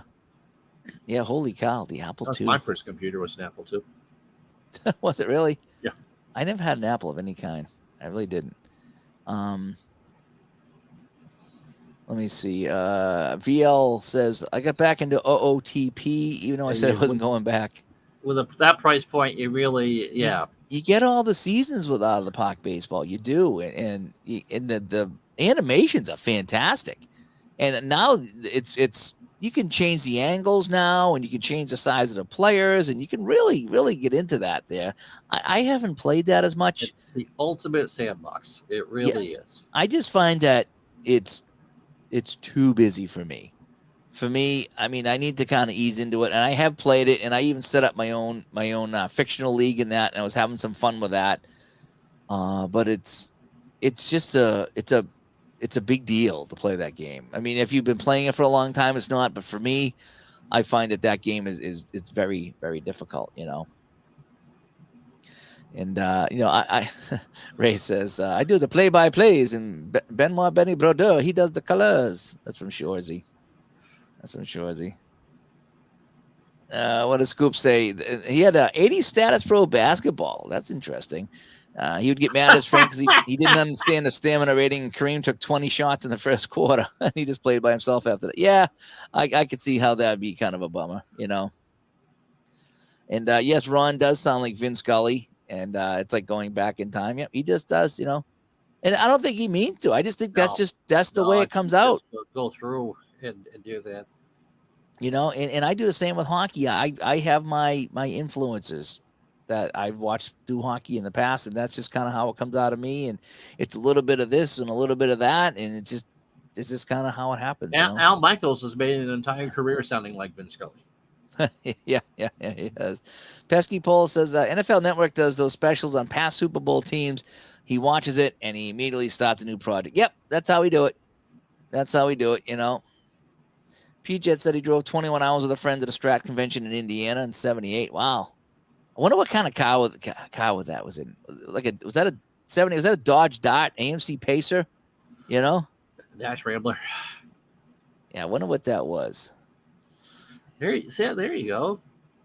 A Steeler fan, his first game was 1985 Stratomatic baseball, which you got at a sporting goods store in April of 1987. Used to sell them in stores in those days. I bought my first Strat game at a KB toy store.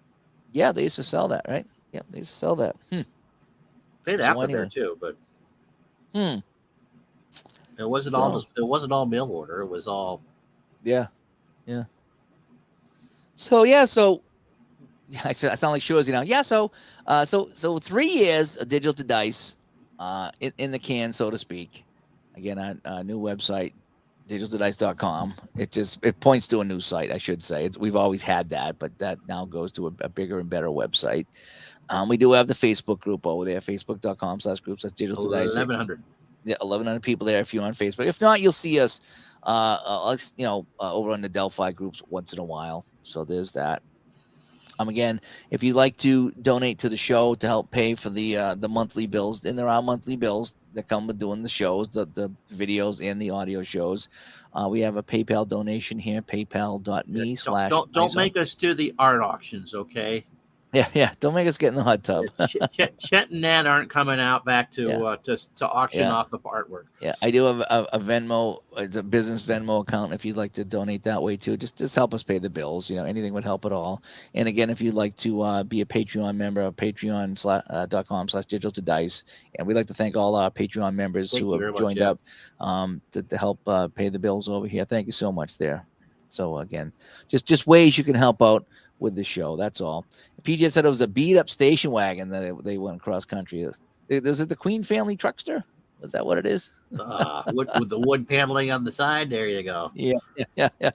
4 gallons per mile. And Pesky Paul says he's loving Ron's 85 season because he sounds like Vin Scully, likes the 80s baseball. Yeah, it is. It's fun going back and then having Ron do that and the whole bit. So it's really kind of cool. So 1 year the Red Sox overachieved. Yeah. So, but anyway, so we're gonna kind of wrap the show up here in the next few minutes. We just kind of wanted to get on tonight and say hello to everybody. It's actually cooling down a little bit now. It says I got rain coming. I don't know how much I believe that or not. So we'll find out if we can get a little bit of rain to cool down here up on the East Coast. It was doesn't seem as hot in here. It says 80, but it feels like it's cooling off outside. So yeah, the sun's going down. That does help. Yeah. So again, we wanted to do this last Wednesday, then last Thursday, then last Friday, then last Saturday. Now it's Sunday night, so we're finally getting to this. Do this again. I'm going to start putting the cookie sheets out here with cookies and bake them. Did you see the picture? Somebody put a picture on Facebook of people with cookies and they put it on the dashboard in their car. National Weather Service actually told people how to bake lasagna in their cars, in their mailboxes. Oh, yeah. Yeah, it's that hot. You can go crack an egg. I think I did that one year when I cracked an egg on the sidewalk just to see what it would do, Glenn says he played Action PC basketball game a couple weeks ago. Lost by 2. His team went 12 and 16 from the free throw line. The other team went 42 and 43. Oh, my God. All he could think of was my Apple hockey game. Have I gone back yet? I always go back, but yeah, when you have a bad game like that, I think it might have been, was it Apple or was it Hockey Bones that happened to, where it was everything went one way and it just was. So, yeah, I think it was Hockey Bones where I got They got 5 scoring chances and they scored on 4 of them, and I got 3 the entire game, and it took me to the third period to get a shot in range. Yeah, that was the Quebec game in Hockey Bones where nothing was in range. And if it's not in range, you can't score. And so you go 2.5 periods before you even have a chance at a score. That was frustrating. It really was. And I'm rolling the dice, so I can't blame anybody but me. I can't blame the game. I can't blame the computer. That was me. And we've had those, I have those all the time, in different games. And you got to step away because you get mad at it. You do. As stupid as it sounds, and these are supposed to be fun, you do get mad. You do get mad at it. And so you got to walk away because you're all, steaming at what happened. I mean, that's what closets are for. And that's why I really enjoy playing neutral games. Okay, when I play a neutral game and that happens, then I don't care. If I play, like I say, any Boston team or a Tampa Bay Buccaneers, and that happens to them, I do get upset because I want them to win. Let's just face it. You play your favorite teams, you want your favorite team to win. When they don't, it does get angry. Tommy Ball game. I prefer listening to games on the radio over watching. I must say, I Ron's games, he's good. It makes you feel like you were there. Yeah, I'm the same way. I love radio. In fact, the whole Stanley baseball's a radio sport. The whole Stanley Cup. I was playing Hockey Bones over on Studio A, and I had my iPad on, and I had the NHL app open, so it showed you the score and the stats, and I had the radio feed going. So I listened to all the games. I think like when it got late in the game, if it was close, I'd jump onto the TV, but I would listen for 2.5 periods and have that on in the background. And even going to bed at night, the first couple rounds of the playoffs, and every night there was 3 games. It was great going to bed and listening to games because I did that as a kid. So I agree with you, Tommy. I love listening on the radio. Certain things I love listening on the radio way more than I do watching them. Because you can just walk around. You can have it on your headphones or just have it on the radio. You don't got to be glued to the TV. You can be doing other things. So I was able to play my games and have the game on the radio. Whereas if I'm watching on TV, I'm going to be glued. I'm going to be watching. And I'm not going to be playing my game. So, yeah, yes, rain this time of year seems like a lottery win. Yes, it does. Yes, it does, Robbie. Head Supton. I'm not sure how to say that. Tennessee looks like Heads up, Tennessee. Okay. Sorry about that. Congratulations on starting the 4th year. Keep out the outstanding podcast and best of health. Thank you so much for that. Yes, we're hoping to keep on going as we kick off year 4. It's weird. Year 5 is going to be weird. That's going to be a long time. Starting year 5 is going to be even weird. Oh my gosh. Yeah. I don't even want to think about it. Let's do year 4 first. PJ says he listened to Seals games from Oakland on all the East Coast teams' radio stations, staying up till 1 a.m. on a school night. Yeah. I used to like that with the Bruins. I used to try to sneak up and watch the Bruins at night when they played out west, but of course I never could. But the old transistor radio under the covers would come in kind of handy, Every once in a while, because the Rangers were on WNBC, and of course they would up and down the East Coast. It'd be Marv Albert, who wasn't like Marv Albert yet, and Sal Red Light Messina. See, that's why I really like the Rangers, because when I grew up, I could listen to the Bruins on the radio, and I got a lot of Ranger games too. And so I grew up listening to, Hatfield and Kachuk and Rattel and all those guys, Park. And so I grew up listening to the Rangers too, along with the Bruins. So those are the 2 I could get. Occasionally I could pick up Detroit, but it would have to be a really solid night for me to get Detroit. But aside from that, I couldn't really pick up anybody else. I remember picking up the Kitchener Rangers a few times. That was kind of neat. I was like, oh, what game's this? Oh, it's Kitchener Rangers. And this is all before the internet, when you actually had to have the antennas going the right way. Yeah, now it's your satellite radio gets you everything. Yeah, now you get everything. But it was fun back in the day, because I remember like hanging the antennas all over the apartment trying to see what games I could get in the whole bit. I had this one boombox as a kid, and it had like detachable speakers, and you carried it. It was one of those there. And that AM radio was it was so good. That's the one I got the Detroit game on. I remember one night and it would fade in and out occasionally, but for the most part, it was Steve Eisman rookie season, and I think he had a hat trick and 2 goals shorthanded one game. It's just like, holy cow, this Eisman guy is really good. But I picked it up on that silly radio there. I picked up everything, So And Glenn says one of the greatest things living in the Detroit area is getting CBC on the TV and Hockey Night in Canada every Saturday night and Yep. all the playoff games. Yeah, I guess you could. I when I was younger, probably 88, 89, I lived in a town that had a pretty good cable system, and they had the French channel, and we would get French-speaking hockey games Yep. on Saturday night. Soirée du hockey. Yep, it was pretty good. And Glenn says WJR. Yep. Detroit was incredibly powerful. The year that the Twins beat the Tigers, we didn't have any power for that playoff series. So I listened to Ernie Harwell in amazement call that Twins win. Yeah. Nice. PJet says the Capitals and the Flames, Atlanta Flames, had 50 kilowatt stations. Yep, came in crystal clear. Yes, it did. Tony, hey, thanks for coming by, Tony. He said, I used to listen to Blackhawks Hockey Night on AM radio here in Raleigh. Yep. I don't think I could get the Blackhawks from where I was. No, I don't think I ever did. I think it was just the Rangers, the Bruins, and Detroit. I don't think I remember getting too much else. So, and Jeremy says he's close to Kitchener. Kitchener, okay. So, the Rangers, yep. No, I'm not officiating high school hockey tonight. I do have to wrap up here shortly. I am going to do a men's league game tonight. In the air quotes, men's league. Yeah. Sorry, go ahead. In the mid 80s. Yep. Back when they still played music on AM radio, the Mets flagship was 1050 WHN. Oh wow! Which shared the frequency with Chum out of Toronto, which was top 40. And so you hear Bob Murphy painting the word picture as the Mets were becoming really good. And so it would be, ground ball to third, over to first, and behind it would be Madonna. Cheers! That's great. David, thanks for coming by. He says, great live chat tonight. Thank you for sharing your time with us tonight. Have a great night. And yes, thank you so much. You too. Yeah, we'll be wrapping up shortly there. Again, we're kind of live streaming here tonight as we celebrate 3 years in the books, so to speak. And starting year 4. And we start off year 4 again. There's ways you can help donate to keep the channel going and the show going.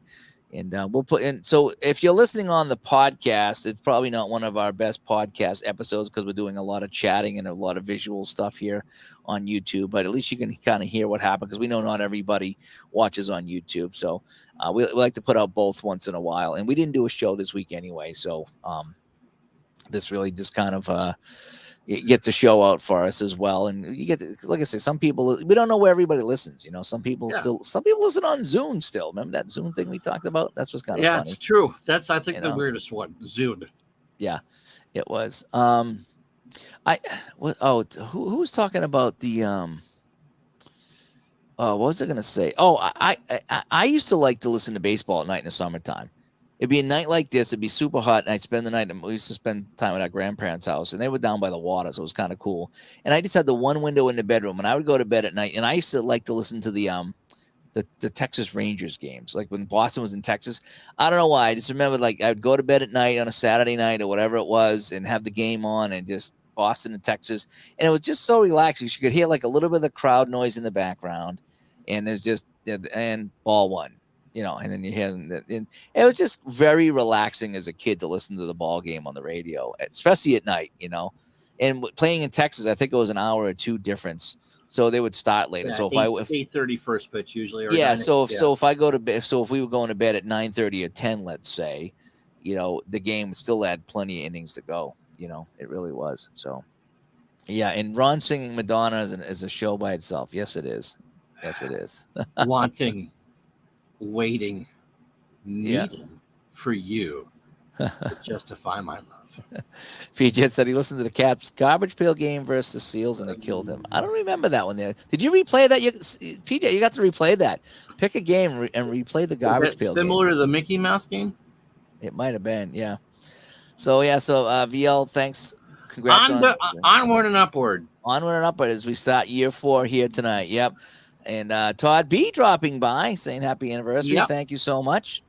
And Tony, again, here's to a great year 4. Yep. Yep. And I tell you, I wish we brought more energy tonight, but geez, I tell you, it's Oh well, it's 80 again. It's 80, 81 in yeah. here. It's This was the hottest day out of all of them, but we had to get it done this weekend, so that's why we did it tonight. Again, it was 95 outside just a few minutes ago, and it's still a little after 8 over here. So, but anyway, so yeah, so we want to hear from you again as we wrap things up here on YouTube and also as well as the podcast. You know, what do you guys think about the last 3 years? You know, what would you like to see going forward in year 4? Again, because you know we you guys listen to the show. So it's important to know what you guys want to hear and what you want to listen to, and you know things that we can talk about. So, and again, we feed off the community a lot. You know, absolutely. you know, so we'll come up with stuff here and talk about whatever, but something will happen in the community, and that even in our individual streams, you know, we hear stuff all the time. Yeah, but it's fun discovering new games in the whole bit as Matt McKeever drops by. Speaking of new games. Hockey Pennant Run. Exactly right. So we love having people like that on the show as we talk about new games and discuss them in the whole bit. And I'm dying to see where that game goes. I really am. That's such a fun game. I need to play more of that. I'm going to put a nickel in the jar. I need to play more of that. It's another game I need to play more of. But they're still working on that, and they've taken a lot of suggestions from the community, and I can't wait to see where that game goes, because that game's fun as it is. Mm-hmm. But boy, I can see where that might go. And the basketball game too. It's by Brian. I forget his last name now. I've been talking to him on Facebook, and he's come out with a basketball game that is the creator of On Base Baseball. Yes, and his basketball game is shaping up to be the shootout hockey of basketball games. You know. And so, and Craig Harris, the other half of Pocket Pennant Run, stops by. There we go. Welcome to wow. So we got them both on here tonight. That's great. People wanted conventions. Well, here you go. And Matt said he's got a new edition coming soon. That's great. Nice. That's great. Nice. That was so fun, And I actually printed out a Spiders game for that. So I'm going to be playing some Cleveland Spiders on there. I think it goes back to the Spiders. I think it does 1899. I'm pretty sure that. Yeah, because it's the older set. They're just all D's, you know that. Oh yeah, but I'm gonna play some Spiders on Pocket Pennant Run. That's gonna be great, P-Jet says the Garbage Pail game, the Caps' first season when they won their first road game was on the last game of the season in Oakland. They lifted a garbage pail in the locker room like the Stanley Cup. Okay, so they won one game on the road and it was against the Seals that year. Okay, I get it. Would that be the very definition of seal clubbing? Oh, they clubbed the Seals. Where are you? Where are you? Yep. There you go. Thank you. I'll be here all the week. Tip your waitress kindly. Gandalf stopping by here. Love the show. Thank you guys. Thank you so much. Thank you. And Robbie says, you want to hear Richard Hanna be badgered, make a hockey game. I do too. I want to see a Richard Hanna hockey game. I need a hockey game that I can input stats and play along on the computer. I mean, there's so many good baseball and basketball games and football games that I need a good hockey game like that. So, but anyway, so all righty. So again, we look forward to your comments and your suggestions for year 4 of Digital to Dice. Holy guacamole. It's been 3 full years. We started on year 4. We keep talking about that. We met I was a veritable kid when we started. He's aged me a lot. That's right. We met so many good people on the way. Yes, we certainly have. The Sports Sim magazine started with St. Patrick. We met some great game designers. We've had some old game designers, some new games on as well. It's been really fun to do all that and talk to authors and the whole bit. I want to do more authors too. The authors I find really fun. I love talking to people about their sports book and the whole bit.